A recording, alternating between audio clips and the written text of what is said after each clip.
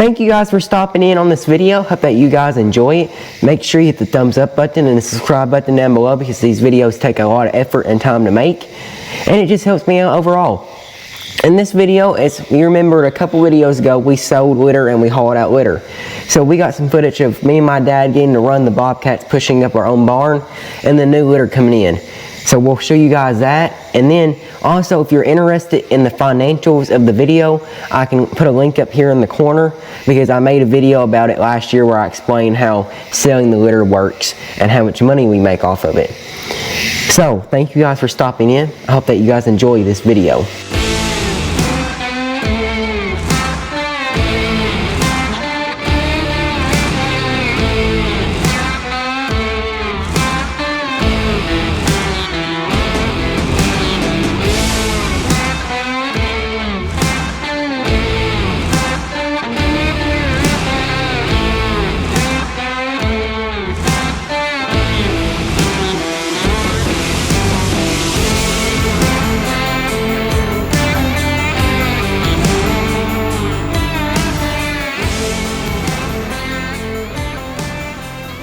But look at Cornethia. She's broken again, and we ain't even started yet. We're not on a good run here. So you see this doohickey thingy right here? Well, it runs that to my bobber, and then another thingy up there it runs. And we got to put belts on and a bearing. That's the jack shaft. Is that the... Jack invented that. So that's the thingy in my bobber, is the jack shaft. Yes. Ooh, look at what I said. Oh good, it's just a shadow. It looked like that pulley was broke. The doohickey thingy attaches right here. That goes to this thingy down there, and on down to the another thingy at the bottom. Was it easy getting in there? No, this sucks. I thought you wanted to be a farmer. Yeah, that drives equipment. Don't we all know farmers just drive equipment?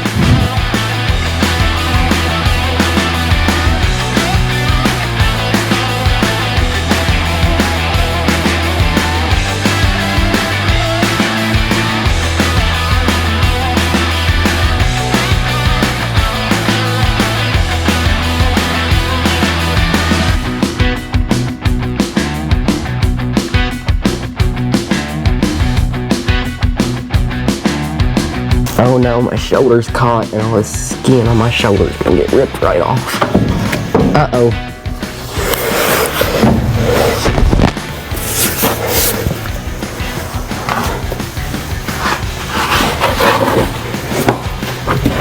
Ow, just hit my head. That hurt. Yeah, you got grease all over you. While I was up in my hole in the combine, my dad put a new throwout bearing on our piece here. Then we also got a new sprocket put on right here. The old sprocket had about paper thin teeth on it. And look, the belt is all assembled.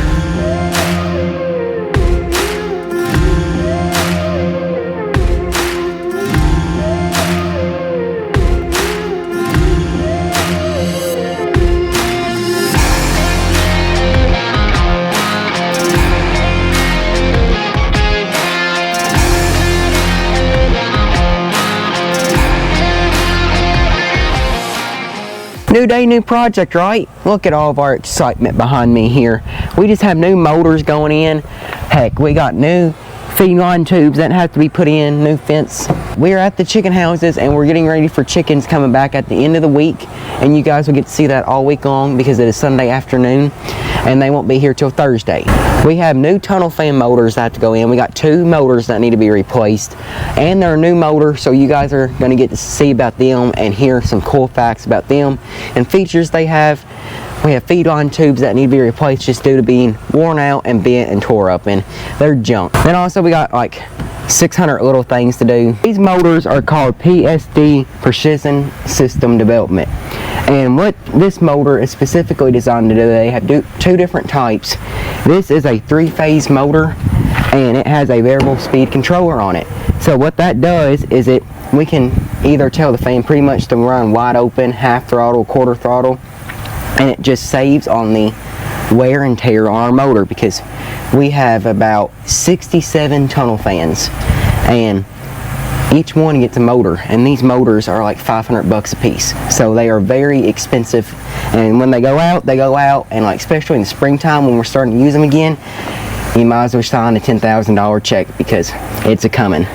So hopefully with putting these in, it will help save on the wear and tear, because if we only need a fan to run about 50% just to get some ventilation in the barn and not pull much air, it's perfect for that because we don't need it running wide open. Well, that's what we're using that one for, is our minimum vent fan that doesn't run all the time, where it kicks on and off, and that we don't need a full-on tunnel. So we're going to set that, we're going to dial in that speed a little bit on that one. And not all the motors we buy are 500. They have went up, but some of them are a lot more expensive. But the reason we're trying these is these cost the same or less than some of the other ones.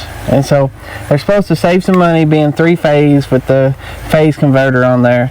And we've seen some good reviews, and so instead of going out and buying a bunch, we like, well, we bought 6. Which is still about $2,700.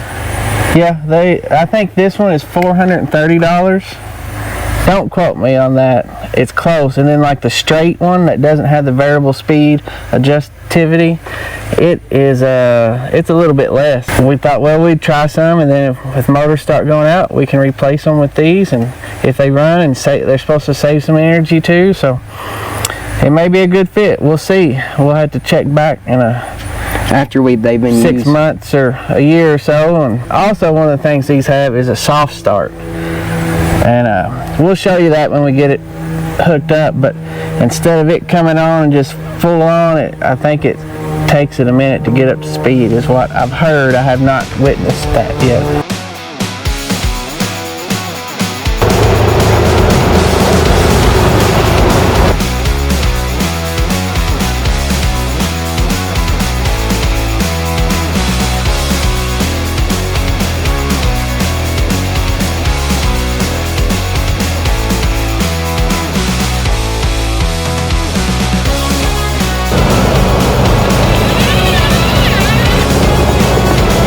Look how easy it starts up.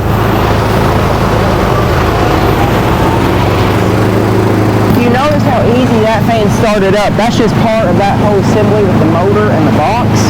And now we have one of our regular fans. This is a fan that as soon as you plug it in, it runs wide open. So everything here runs on 60 hertz, and to explain what that means is basically 60 hertz is like 60 seconds. It's running right at 60-second rotations. And like if your clock was running less than 60 hertz, it's losing time. If it was running faster than 60 hertz, it'd be gaining time. So right now we have it running at 30 hertz, which means it's running at half capacity pretty much. And you can see how fast it's moving. Then we go up here to the plus, and we can crank it up back up to 60 hertz, and you can hear it as it is gaining speed. Now it's running at 25 hertz. My dad has started on our feed line tubing that needs to be replaced. And if you guys cannot see why it needs to be replaced, can you see the issue right there? It's a bit worn out. It's seen a couple hours worth of augers running through it. And this happened like the last 2 days of us having chickens, so that's why it did not get fixed. But we're about to stretch this auger out back towards the end of the barn that way, so we can take these 2 last sections of tubing off. But the reason we have to clamp the auger is because this is a flex auger and it is stretched at a certain ratio. So if we just don't clamp it, it's going to slingshot back that way, and then you'll probably never find it again. It's just held on there with this little block right here, and a bolt runs through it and clamps the auger to this rod right here, to your motor. That's how it holds it on. It's not very scientific about it, besides the point that it rusts, and it's very difficult to do sometimes. You know, this one just happened to rust and needed a 12-point socket, which we did not own, right? No, I found it, finally.